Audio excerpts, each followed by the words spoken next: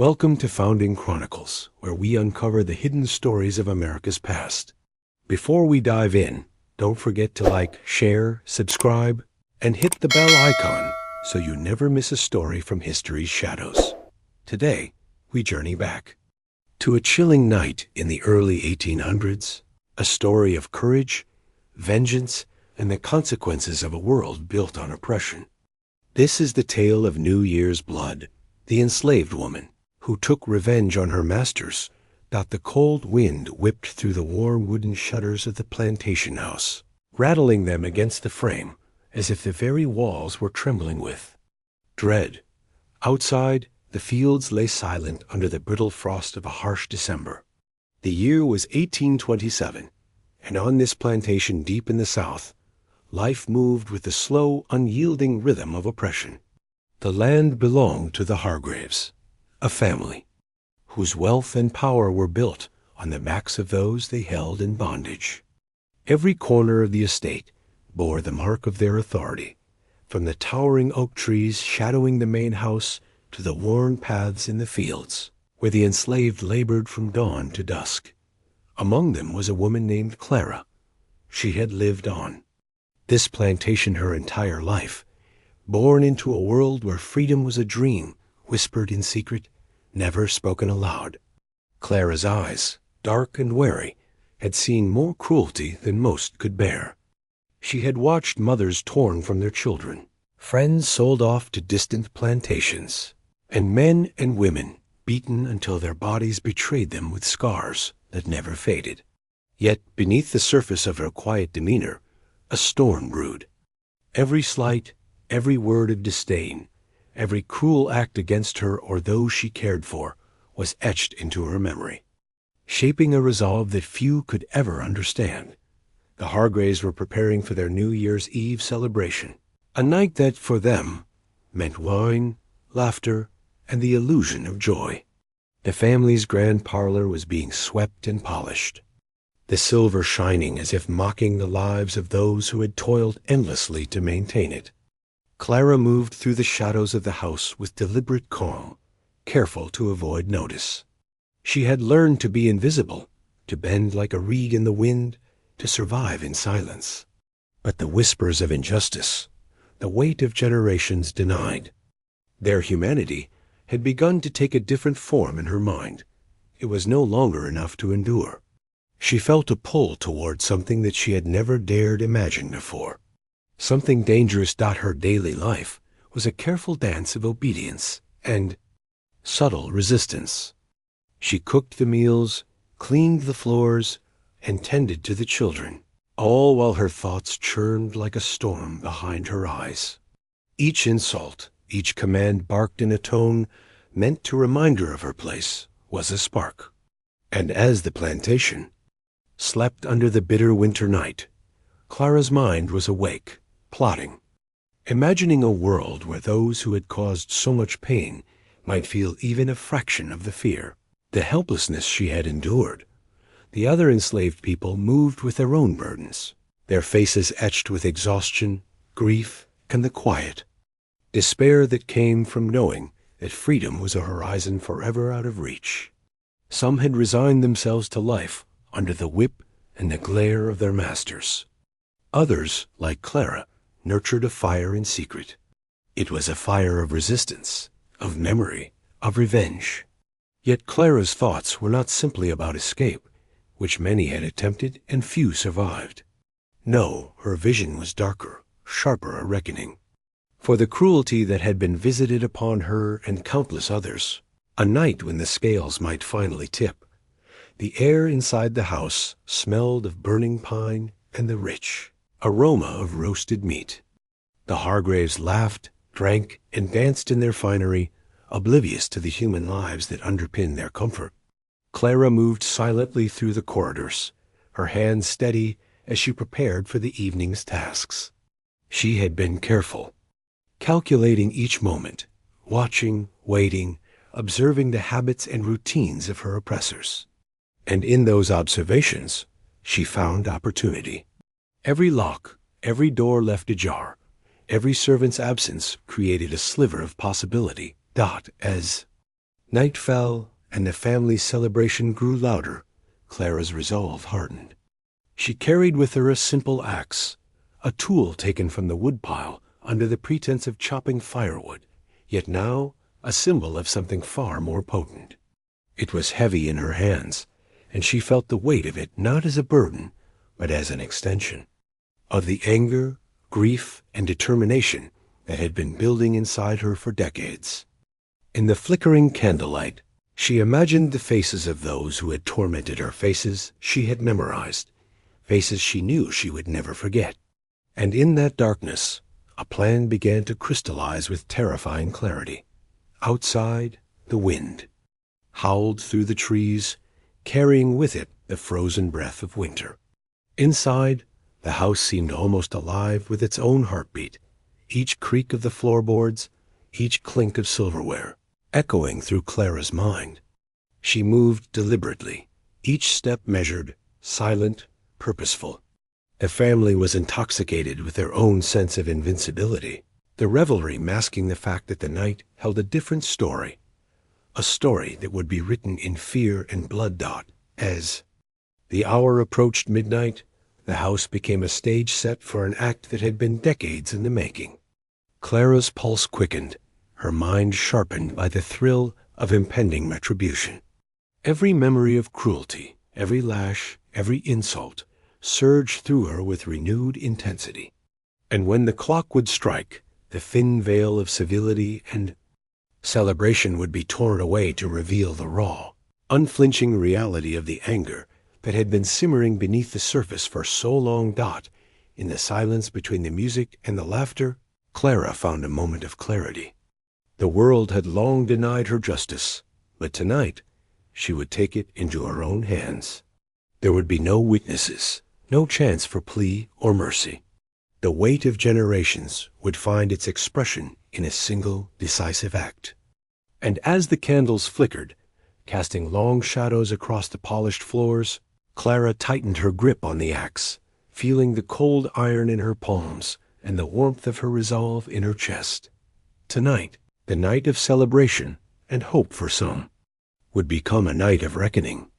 And Clara, the woman who had been taught to bend and bow, to whisper and wait, would finally make the world remember her. The laughter in the grand parlor grew louder as the Hargraves toasted to the coming year, oblivious to the cold wind that rattled the shutters and whispered through the halls.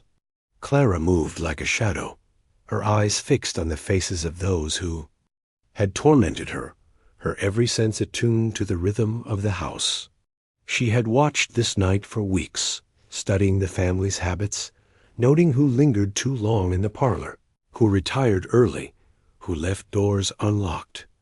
Every small detail mattered, for it was the combination of these tiny openings that would give her the chance she had been waiting for. The children of the house, unaware of the tensions that gripped their home, danced clumsily to the music. There, small hands tugging at ribbons and their laughter ringing hollow in Clara's ears. She had once felt a protective tenderness toward them, but years of witnessing cruelty had tempered even the gentlest corners of her heart.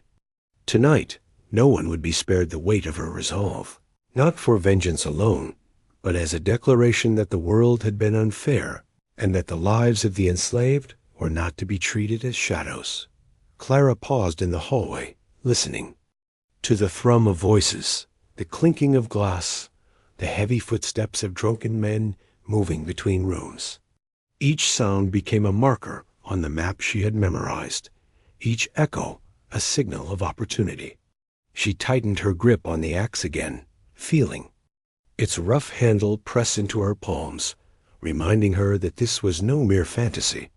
The air was thick with anticipation, the invisible pressure of all the injustices she had endured settling into her chest like a stone. She moved closer to the parlor, slipping past the last of the servants who were too weary or too fearful to question her presence. The Hargraves were caught in their own world of celebration, unaware that the night they had expected to be filled with joy was about to become a night of terror. Clara's mind replayed the insults, the lashes, the years of endless labor. She felt a cold clarity, a certainty that nothing could deter her now. Every ounce of fear she had once carried had been transformed into steel, and the moment of action was at hand. A sudden cheer rose as the clock neared midnight, signaling the approach of the new year. Glasses were lifted, hands were shaken, and laughter swelled like a tide within the walls of the plantation house. Clara inhaled deeply, letting the sound fill her, letting it mingle with her own heartbeat, which thudded loud and relentless in her chest. She felt time stretch, the seconds becoming elongated as the anticipation built to a point where hesitation was impossible. She remembered the faces of the other enslaved people, huddled in the darkness of the quarters, eyes wide as they whispered, prayers for protection and survival. For them, Clara's plan was both frightening and necessary. It was a chance, perhaps the only chance, to assert that their suffering was not invisible, that their humanity demanded acknowledgement. And as the final strokes of the clock began, signaling the coming year, Clara stepped forward, her movements deliberate, her purpose unshakable. The door to the parlor opened silently, and Clara slipped inside. The sudden chill of the night pressed against her skin, a sharp contrast to the warm, smoky air of the room. She moved with precision, positioning herself behind the revelers, unnoticed in the glow of candlelight and the distraction of celebration. The Hargraves were laughing, toasting, oblivious to the shadow that had entered their midst. Every detail she had studied over the past weeks, the positioning of the furniture, the habits of the family, the timing of their toasts, was now falling into place. Her heart pounded, not with fear, but with the ferocity of determination. Each second brought the moment closer, each sound a drumbeat in the symphony of her plan. And then the clock struck 12. The room erupted in cheers, glasses clinking, voices raised in joy and excitement. Clara's eyes met the faces of her oppressors one last time. She saw their smug confidence, their careless arrogance, and felt the culmination of every injustice she had endured. The axe in her hands became an extension of her fury, a tool of reckoning shaped by years of silent suffering. The first movement was swift, precise, and horrifyingly inevitable. The initial strike stunned the family, cutting through the illusion of safety that had always protected them. Screams filled the room, sharp and chaotic, as the Hargraves realized that the celebrations had turned into a nightmare they could not have imagined. Clara moved with a terrifying calm, her motions fueled by the anger and grief that had accumulated over a lifetime. The shock on the faces of her masters was mirrored only by the disbelief of the other servants, who watched helplessly from the eye. Shadows, unable to intervene, but unable to look away. It was not just an act of violence, it was a statement. Each movement, each strike, carried the weight of generations, the echoes of suffering that had long been silenced. Clara felt a strange clarity in the chaos, a recognition that the moment she had feared and desired in equal measure had arrived. And yet, amidst the horror, there was a rhythm to her actions, a grim choreography honed by years of observation, patience, and pent-up fury. The world outside continued unaware, the wind still whipping through the frozen branches, the fields, silent under the pale moonlight. Inside, however, the plantation house had become a scene of profound upheaval, a place where the balance of power had been violently overturned. Clara, breathing heavily, felt both the exhaustion of exertion and the release of long-suppressed emotion. The weight of her years of oppression pressed on her in one moment, and in the next, a strange, almost surreal sense of liberation washed over her. Her mind raced, cataloging each reaction, each sound, each terrified face. It was a tableau of chaos, a scene that would haunt the plantation for years to come. And even as the adrenaline coursed through her veins, Clara understood that this was only the beginning. The act itself was only one part of the reckoning. The consequences, The ripples through the lives of the enslaved and the free would stretch far beyond the walls of that house, that by the time the screams began to fade and the first rays of candlelight caught the grim scene, Clara had already begun to move again, slipping through corridors and stairwells with the quiet efficiency of someone who had planned for this exact moment. The house was in disarray, the air thick with terror and disbelief. And yet, amidst the chaos, Clara felt a sense of grim satisfaction. She had acted. She had turned the tide of her own suffering into something tangible, irrevocable, and historically significant in the quietest, deadliest way imaginable. The first light of dawn seeped through the frozen windows of the plantation house, touching the blood-streaked floors and the overturned furniture with a pale, unforgiving glow. Silence had replaced the chaos of the night, a heavy and oppressive quiet that seemed almost unnatural. Outside, the fields were still, the frost glittering in the morning sun, indifferent to the horrors that had taken place within the walls of the grand house. For Clara, the night's actions weighed heavily now, not in the surge of adrenaline that had carried her before, but in the sobering reality of what she had done. She moved through the house, careful not to disturb the evidence, each step deliberate, measured. The screams and shouts of the night had faded, replaced by the distant sounds of birds, the faint rustle of the wind, and the slow realization that the world outside remained oblivious to the darkness inside. Clara's chest heaved, not just with exertion, but with the heavy awareness of what her vengeance had wrought. She had acted out of years of suffering, out of the accumulated grief and fury that had shaped every corner of her life. Yet the enormity of her actions began to settle in, as immovable and cold as the frost outside. The enslaved people who had been awake during the night's terror now emerged cautiously from the shadows of the quarters, faces pale and drawn, eyes wide with disbelief. Some dared to approach the house, drawn by the scent of smoke and the faint, lingering echoes of screams. Others stayed back, trembling, unsure of what they had witnessed or feared what might come next. Among them, whispers began to circulate, hushed conversations about courage, fear, and the impossible act that had been carried out in the heart of the plantation. Clara's name, unspoken but understood, carried a mixture of reverence and terror. The world outside the plantation remained ignorant of the violence that had occurred. Travelers passed along the country roads, merchants and farmers unaware of the blood that had been spilled under the guise of a festive night. For them, New Year's Day would arrive as a day of celebration, of hope and resolutions, entirely unaware that for one small corner of the South, the calendar marked not only the turning of a year, but a reckoning that would never be forgotten. Clara retreated to the shadows of the house, seeking solace in the familiar corners where she had hidden for so many years, places that had been her refuge and her prison alike. She reflected on the night's events, replaying each moment with meticulous care. Every strike, every cry, every movement had been executed with precision, and yet now, in the cold light of day, she felt the weight of consequence pressing against her soul.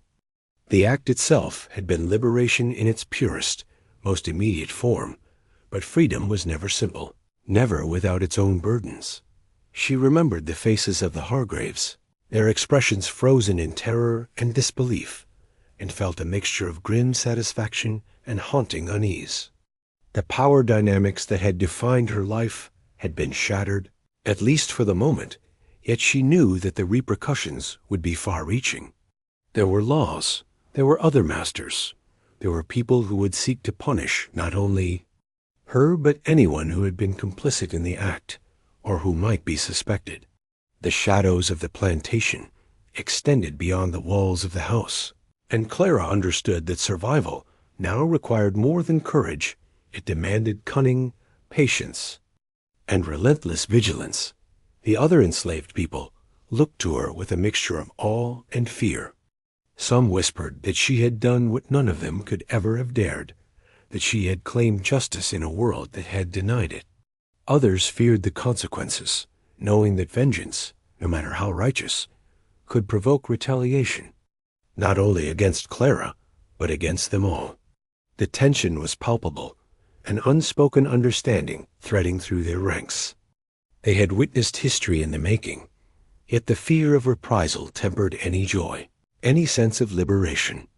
Clara's mind, however, was already moving beyond the immediate aftermath. She knew that her actions had altered the trajectory of life on the plantation, but she also understood that the fight for autonomy and dignity was far from over. She began to consider the long-term implications, the ways in which she could protect herself and those around her from the inevitable search for vengeance by others. The axe had been her instrument of justice, but it could not shield her from the broader forces of society, from the laws and prejudices that governed every aspect of their existence. The Hargraves household lay in ruins, their power shattered in a night that no one would forget. Clara walked through the remnants of the parlor, the candles extinguished, the floorboards sticky with evidence of the violence. Each step was a reminder of the irreversible nature of her choices, and yet she felt a strange, almost sacred weight. In her chest, a recognition that she had reclaimed, in some small but profound way, a measure of control over her own destiny.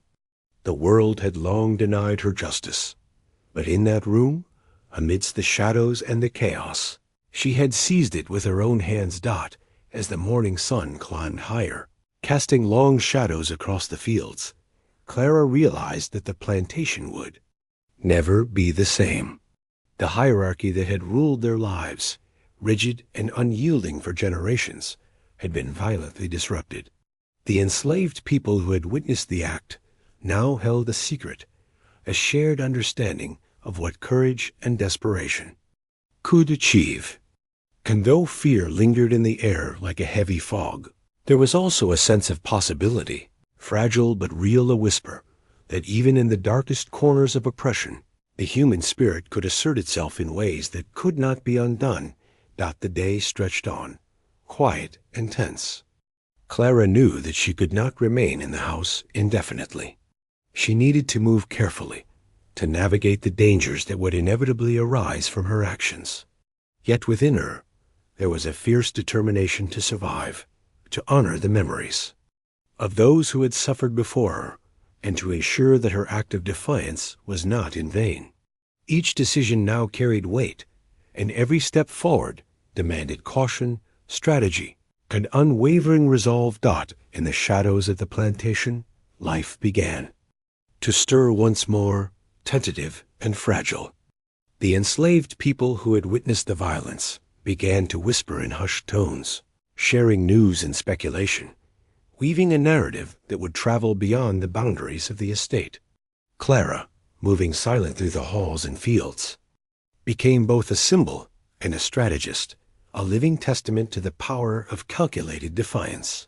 And though the fear of discovery loomed large, there was also a quiet strength that grew with each passing hour, a recognition that courage, when born from years of suffering and refined through meticulous planning, could shape destiny in ways that brute power never could. Days passed like a slow, relentless march, each one carrying the weight of both fear and fragile triumph.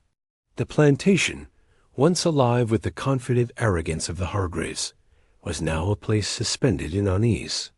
Word of the night's horrors had begun to spread quietly among neighboring estates and towns, whispered in taverns and markets, carried on the wind like a dark rumor that would not be silenced. For Clara, every rustle in the trees, every approaching horse, every unfamiliar voice became a test of her vigilance. She moved cautiously, blending into the shadows she had known so well, yet there was an undeniable sense that the world had shifted beneath her feet. The enslaved people of the plantation, shaken but emboldened, looked to her with awe and trepidation. They whispered of courage, of justice, of the impossible act she had committed. Some spoke of fear, that the world beyond these fields would come to exact a merciless revenge. But many, silently, also spoke of hope. Clara had reminded them that the powerless were not always voiceless, that even under the iron grip of oppression, human beings could carve moments of autonomy, however fleeting. In hushed gatherings in the quarters, they spoke of the night that would never be forgotten, passing on the story of Clara's defiance as both warning and inspiration. Clara herself wrestled with the consequences of her actions. The exhilaration of revenge had been intoxicating, a powerful release of decades of suffering, yet it was tempered by the sobering recognition of what she had done. She had acted decisively, with skill and courage born of necessity, but the world would not easily forgive or forget. Authorities could arrive, bounty hunters could pursue, and the restless curiosity of those who had survived the night could expose her. Every decision now carried the weight of survival. Each step, each whispered word, each moment of movement through the estate required meticulous calculation. She was a fugitive within the home she had known all her life, and yet she bore the unshakable certainty that her actions had been justified. The Hargraves' surviving family members, disoriented and fearful, tried to reassert some semblance of control, but the balance of power had irrevocably shifted. The household was fractured, the servants wary, the air thick with suspicion. Even those who had once turned a blind eye to cruelty now found themselves wary, uncertain, and haunted by the night's violence. The plantation had become a place where fear and respect coexisted, a tense equilibrium maintained by the unspoken knowledge that Clara had changed everything. As the days turned into weeks, Clara began to contemplate the future. She understood that the plantation could never truly be a safe place for her again. She would need allies, roots, and strategies for remaining unseen, for continuing her life in a world that had been cruel, violent, and unforgiving. Yet even in planning for survival, she carried the quiet satisfaction of knowing that she had acted when others had been powerless, that she had seized a moment that would echo through the lives of those around her. Her defiance was no longer a secret confined to her own mind. It had become legend among those who had witnessed it, a story that would endure as long as the whispers of rebellion traveled through the fields and forests of the South. The broader world, however, would continue its indifferent march. Outside the plantation, people went about their lives, ignorant of the turmoil within the house. Yet the ripples of Clara's actions began to touch lives in subtle ways. The plantation could no longer operate with the same tyranny, the same certainty. The fear of retaliation tempered the cruelty of those who remained, and the enslaved people, emboldened by what they had witnessed, began to assert themselves in quiet but meaningful ways, speaking up, claiming small liberties, protecting one another with vigilance born of shared understanding. Clara's night of vengeance had not only been an act of justice, it had been a spark, igniting a fragile flame of empowerment in a world that had long sought to extinguish it. As months passed, Clara adapted to her new reality with careful precision. She learned to navigate the estate under the guise of ordinary labor, to move unseen, to become a ghost within the very walls that had once confined her. The Hargraves, though still alive, had been diminished not just by fear, but by the knowledge that their authority was no longer absolute. Their wealth, built upon oppression and cruelty, could not shield them from the consequences of a single act of defiance that carried the weight of history itself. Yet in the quiet moments, Clara allowed herself reflection. She thought of the generations of her family who had suffered before her, of the faces etched into her memory by cruelty and loss. She felt their presence with her, a lineage of pain transformed into determination. Her actions had been more than personal revenge. They had been an assertion of dignity, of humanity, of the right to exist unbound by the whims of tyrants. And though the world remained dangerous, her spirit remained unbroken. tempered by fire and sharpened by sorrow. The story of New Year's blood, as it came to be known among those who dared to speak of it, endured as both cautionary tale and symbol of courage. Clara's legacy lived on in whispers, in the protective watchfulness of the enslaved people, and in the trembling hearts of those who had wielded power without conscience. Her act was violent, terrifying, and irrevocable, but it was also a testament to the endurance of the human spirit, the capacity to resist, to strike back, and to reclaim a measure of agency even in the face of overwhelming oppression. In the years that followed, the plantation remained a place marked by fear and memory, and Clara continued her life with vigilance and quiet strength. She had taken what the world had long denied her, a measure of justice, a moment of power, and a story that would not be forgotten. Her name, spoken softly in the quarters and passed in hushed tones beyond the estate, became emblematic of what one person, driven by suffering and courage, could accomplish. The cold, macabre vengeance of that New Year's Eve would echo far beyond the walls of the house, a reminder that even in the darkest chapters of history, the human spirit could assert itself with astonishing, unforgettable force.